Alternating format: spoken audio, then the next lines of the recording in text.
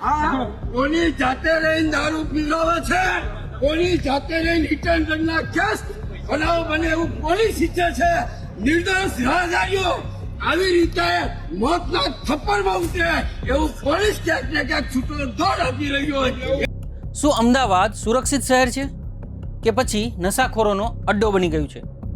ફરી એક વખત રાતના અંધારામાં રસ્તા ઉપર એક પરિવારનું લોહી રેડાયું છે. સવાલ એ નથી કે ગાડીએ અકસ્માત સર્જ્યો, સવાલ એ છે કે આ નશાખોરી કરતા તત્વોને કોણ પ્રોત્સાહન આપી રહ્યું છે, એમને હિંમત કેવી રીતે મળી રહી છે. વિગતે વાત કરવી છે નરોડામાં ગઈ મોડી રાત્રે બનેલા અકસ્માતની અને ત્યારબાદ સર્જાયેલા સમગ્ર ઘમાસાણની. નમસ્કાર, આપ જોઈ રહ્યા છો બેનિફિટ ન્યૂઝ અને હું છું મહેશ. એ 3 દીકરીઓ હતી, 2 દીકરા હતા. એમને પાડી અને જતા રહ્યા ત્યારે છોકરાઓ પાછળ પીછો કરી અને ગાડી પકડી લાયા. એ દરમિયાન મારો ભત્રીજો નૈમેશ ઠાકોર વિડીયો ઉતારતો હતો. પોલીસે કઈક અંદર મિલીભગત કરી, પીસીઆર કોણ હતી મને ખ્યાલ નથી, પણ પોલીસે અંદર તોડબાદ કરી, સેટિંગ કરી અને ગાડી રવાના કરી.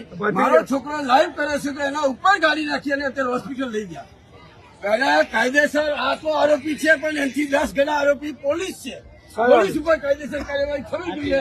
અને હું સોલંકી સાહેબ આપને પૂછું છું કે 3 જણા કોણ છે? એમના રિલેટિવ કોણ છે?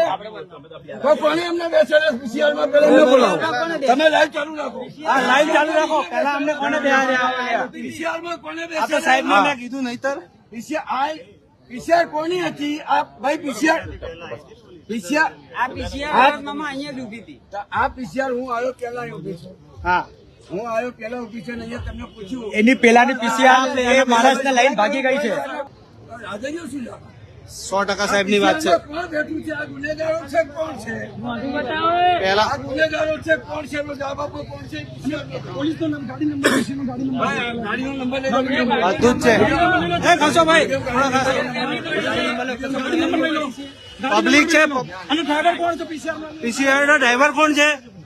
પહેલા તો એમને સસ્પેન્ડ. આ બધું લઈ લો એમને વિડીયો. કશો લાઈવ ચાલુ છે પોલીસ સ્ટેશન. હા, જે પીસીઆર લઈને આવી છે.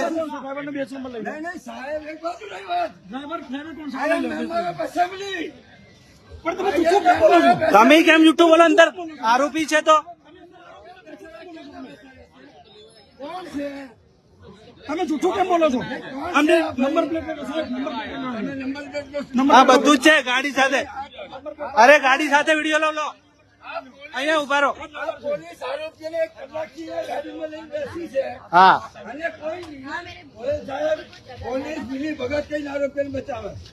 હું 1 કલાકથી આવે તમને 2 ફોન કર્યા, ત્યાં સુધી મને કહેતા નથી કે આરોપી છે. અંદર કોણ છે એનો મને જવાબ આપો. પેલા જવાબ લો. અંદર કોણ છે એનો મને જવાબ આપો. પોલીસ સ્ટેશન આવ્યા છે. તો તમારે મને કહેવું જોઈએ ને બધું લઈ જઈને. 1 કલાક થયો. બિલકુલ નહીં ચાલે સાહેબ. પરિસ્થિતિ શું થઈ શકે સમજો. 3 જણને ઉડાડી દીધા છે. શું સાંભળવાનું હોય? છોકરાઓ છે એનાથી વધારે નશામાં એક પીસીઆર વાનની અંદર પોલીસ પરિવાર એવું મને દેખાય. હા, 100%. સાહેબનો આભાર માનો. હા ભાઈ સાહેબ, હા ભાઈ સાહેબ, આવાજ નરોડામાં માણસ જોઈએ. જે કોઈ છે એ કોણ છે એના નામ જાહેર કરવામાં આવે. હા, અત્યારે જ જાહેર કરે અહીંયા. ગાડીના અસર કરી છે. ગાડીના વિડીયો છે.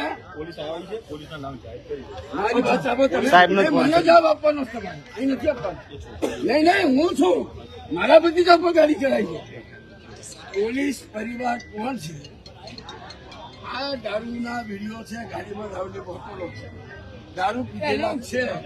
દારૂ પીધેલા માણસોને પોલીસ બચાવે છે. પીસીઆર સરદારનગરની છે, નરોડાની છે, મને ખ્યાલ નથી. પણ આ દારૂનો ધંધો પોલીસ જાતા કરાવે છે. આ દારૂની બોટલો રહી. આ ભાઈ કોણ? આ ભાઈ જ ગાડી ચલાવશે. આ પોલીસ વાળા છે. આ ભાઈ અને સેટિંગ કરીને ગાડી રવાના કરતા છે. આ પોલીસ જાતે રહીને દારૂ પીવડાવે છે. પોલીસ જાતે રહીને રિટર્ન રનના કેસ બનાવો બને એવું પોલીસ ઈચ્છે છે. નિર્દોષ રાહદારીઓ આવી રીતે મોતના થપ્પડમાં ઉતરે એવું પોલીસ ક્યાંક ને ક્યાંક છૂટો દોડ આપી રહ્યો હોય. ગત મોડી રાત્રે નરોડામાં જે થયું તે સાંભળીને તમારું લોહી ઉકળી ઉઠશે. રિતેશભાઈ ખટનાની તેમની પત્ની અને એક માત્ર 4 વર્ષની માસૂમ દીકરી આ પરિવાર પોતાની મસ્તીમાં જઈ રહ્યો હતો, પણ સામેથી કાર બનીને આવ્યો રાઘવેન્દ્ર સિંહ. નશામાં એવો ચૂર કે સામે માણસ છે કે રમકડું કંઈ ભાન જ ન રહ્યું. જોરદાર ટક્કર મારી અને પેલી માસૂમ બાળકી જે હજુ બોલવાનું પણ કાચું હતું તેના ચહેરા અને દાઢીના ભાગે ગંભીર ઈજાઓ થઈ. વારંવાર કેમ અકસ્માત થાય છે? અમદાવાદમાં રોજ રાત્રે કોઈને કોઈ તથ્ય પટેલ કે રાઘવેન્દ્ર પેદા થઈ જાય છે. ગાડીમાંથી દારૂની બોટલો મળે છે, મોઢામાંથી દારૂની વાસ આવે છે, છતાં આ લોકો બેફામ બને છે. આ હિટ એન્ડ રનની ઘટનાઓ વધવાનું કારણ શું હોઈ શકે? શું કોઈને કાયદાનો ખોફ નથી રહ્યો, કે પછી પૈસાના જોરે છૂટી જવાની માનસિકતા છે, અથવા તો રસ્તા ઉપરથી પોલીસનો ડર જાણે સાવ ખતમ થઈ ગયો છે? જો લોકોએ પીછો કરીને નશાખોરને ન પકડ્યો હોત તો અત્યારે તે ક્યાંક નિરાંતે સૂતો હોત અને પોલીસ ડાયરીમાં આ કેસ અજાણ્યા વાહનના નામે ધૂળ ખાતો હોત. ક્યાં સુધી સામાન્ય માણસ રસ્તા પર નીકળતા ડરશે અને ક્યાં સુધી આપણો પરિવાર આ રોડ રોમિયો અને નશાખોરોના હાથે કચડાતો રહેશે? તંત્ર જાગે કે ન જાગે, પણ હવે જનતાએ જાગવું પડશે. નરોડાના આ નશાખોરને તો પકડ્યો, પણ હજુ કેટલાય રસ્તા ઉપર ફરી રહ્યા છે.